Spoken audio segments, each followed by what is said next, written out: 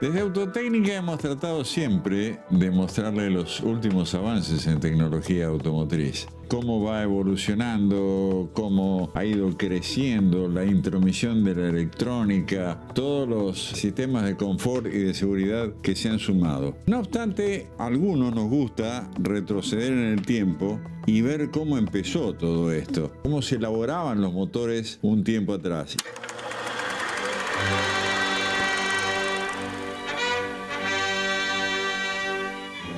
Y no me quiero remontar a la época del Forte, vamos un poco más adelante. Preguerra de la Segunda Guerra Mundial, 1936 para ser más exactos. Vamos a ver a continuación cómo se elaboraban los Chevrolet modelo 1936, particularmente la parte correspondiente al motor. De las cosas que vamos a observar es la enorme, gigantesca diferencia que había de la intervención del ser humano en la elaboración de estos motores, comparado con lo que es hoy en día.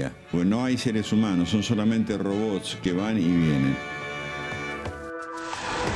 La maquinaria en uso era toda maquinaria con control manual. Si bien eran maquinarias que hoy en día muchas de ellas todavía siguen funcionando, la elaboración de los componentes se hacía prácticamente a mano. Ahí ustedes están viendo, por ejemplo, cómo se controlaba un eje de levas. Yo he visto esas máquinas, es más, hoy todavía se siguen usando, cómo se medían las tolerancias, cómo se medían los diámetros. Hoy en día todo esto es absolutamente automático. Y si uno se pone a comparar las tolerancias que se usaban en aquel entonces, desde el punto de vista de ingeniería, con las tolerancias de hoy en día, las diferencias que aparecen son sencillamente gigantescas. Eso en buena parte explica por qué los motores duraban lo poco que duraban. 100.000 kilómetros ya para un motor era casi una hazaña. Y hoy en día los motores prácticamente duran lo que dura el vehículo. Y son mucho más chicos, son mucho más exigidos, giran a mayor cantidad de revoluciones por minuto. Piense usted de que entonces un motor de 4 litros y andaba en el orden de los 80, 100 HP. Es decir, 4 litros, 100 HP, 25 caballos por litro de cilindrada. Hoy tenemos motores de 1 litro de cilindrada que están erogando en el orden de los 160 HP. Y estoy hablando en coches de producción. 100 HP en un motor de 1 litro ya es algo absolutamente normal. La artesanía tenía muchísimo que ver para fabricar no solo al motor, a todos los demás componentes del vehículo, incluyendo carrocería, transmisión, todo lo demás requerían mano de obra en la magnitud que usted lo está viendo. Y normalmente eso se desarrollaba dentro de una sola factoría, dentro de una sola fábrica. Esa es una de las grandes razones de cambio con respecto a lo que es la automotriz actual. ¿Por qué? Porque existen los proveedores. En muchos casos, un único proveedor suministra componentes a varias marcas, ¿correcto? Para diferentes vehículos. Eso permite una estandarización, permite una fabricación en serie, permite, obviamente, reducir costos también. Fundamentalmente en este principio, este siglo XXI, hay marcas que se están asociando con otras marcas y formando marcas más grandes. ¿Eso a qué obedece? A la comunización de partes. Pues se había llegado un momento en que realmente la especialización de cada marca era algo costosísimo y hacía que los vehículos en sí no fuesen competitivos económicamente. Hoy se están asociando y aparecen plataformas comunes, motores comunes, con pequeñas diferencias entre sí, pero aparece mucho esa homogeneización de lo que es la industria automotriz, lo cual a su vez permite abaratar costos y obviamente masificarlo. Fíjese en pantalla el proceso de forja de un cigüeñal. Estamos hablando en aquel momento de motores de 4 bancadas y no de 7 bancadas como lo fueron sobre el final. Las bancadas es lo que soporta al eje del motor, al cigüeñal. Y esas 4 bancadas tenían una serie de problemas de vibraciones. Y tenían problemas también de rigidez del propio cigüeñal, que se veía flexionado muchas veces durante su trabajo, lo que se resolvió agregando más bancadas, más soportes, lo cual mejoró y que inclusive permitió hacer esta pieza, hacerla directamente de fundición y no de acero, que eran mucho más costosas como lo eran en aquel momento. Les cito esto porque esta es una de las tantas variables de la evolución. Aquellos motores, en definitiva, aunque parezca mentira, eran mucho más caros de producir de lo que son hoy en día los motores actuales.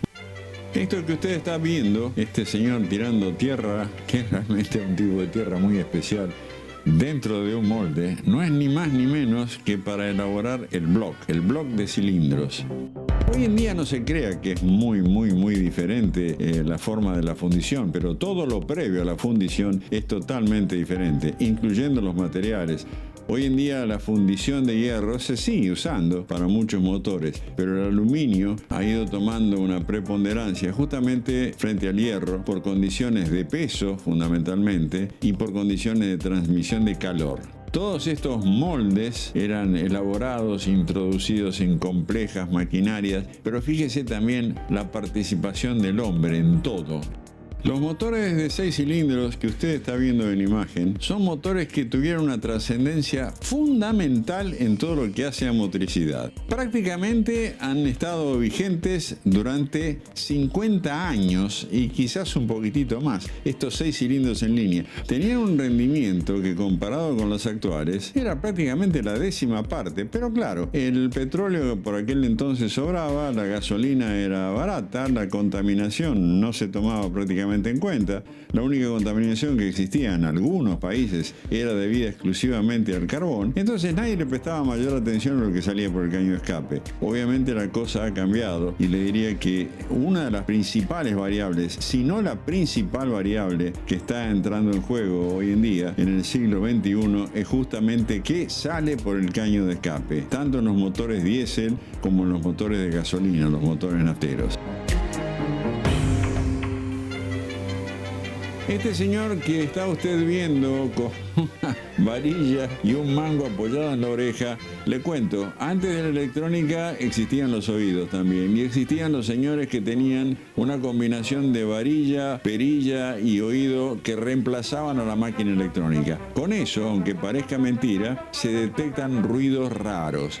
Y el operario, cuando inicialmente ponía en marcha el motor, iba con esa varilla y lo empezaba a escuchar por todos lados para ver la presencia de ruidos anormales, que eran bastante más normales, los ruidos anormales de lo que lo son hoy en día, justamente por la calidad de fabricación y por las tolerancias que se empleaban.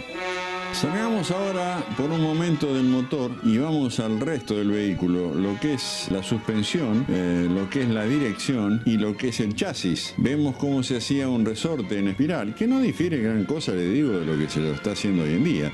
Esa varilla obviamente está al rojo, el resorte va a ser templado y eso será después un resorte de suspensión. De nuevo, control absolutamente manual. Hasta algo tan sencillo como una campana de freno, que hoy prácticamente está en vías de extinción. Son muy pocos los vehículos que están o que siguen teniendo todavía campanas de freno, frenos a cinta, que han sido reemplazados obviamente por los frenos de disco, por sus características de eficiencia, de peso, etcétera, etcétera.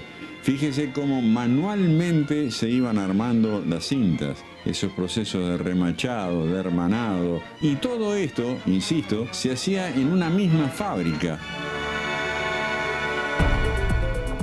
Hoy en día prácticamente las fábricas se han reducido al ensamblar subconjuntos, básicamente el ensamble de subconjuntos, porque la gran mayoría de las piezas, en algunos casos no con los motores, pero la gran mayoría de los componentes son provistos por terceros. Incluyo en esto también mucho chaperío, mucha estampada.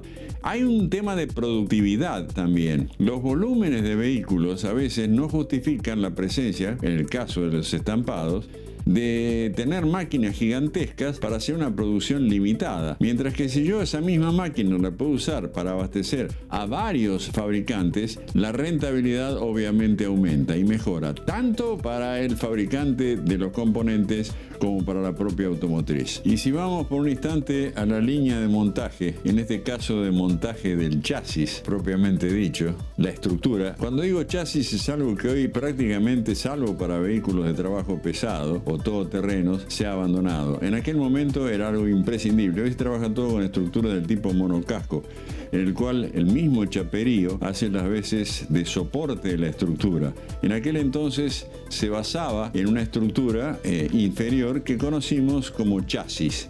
Fíjense ustedes en esta elaboración de chasis, también a través de cantidades impresionantes de operarios, se iban armando esos chasis, se iban fijando los componentes que se iban a una línea que iba a alimentar una línea final, que era la línea donde se terminaba de ensamblar el vehículo.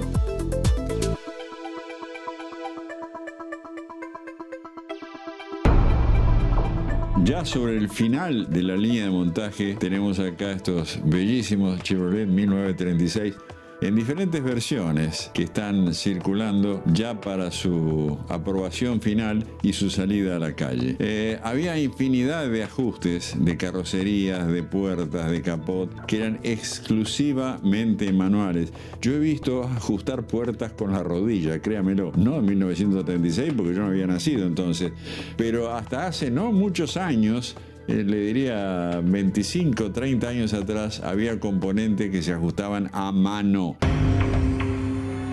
La idea de este video fue mostrarle lo que fue y lo que es. Y es también decirle de que la tecnología, en lo que hace a elaboración, va en un avance que es imparable. Es exponencial, le diría. Y cada vez el producto es mejor. ¿Cuál es el final de esta película? Y habría que ser mago realmente para poder adivinarlo.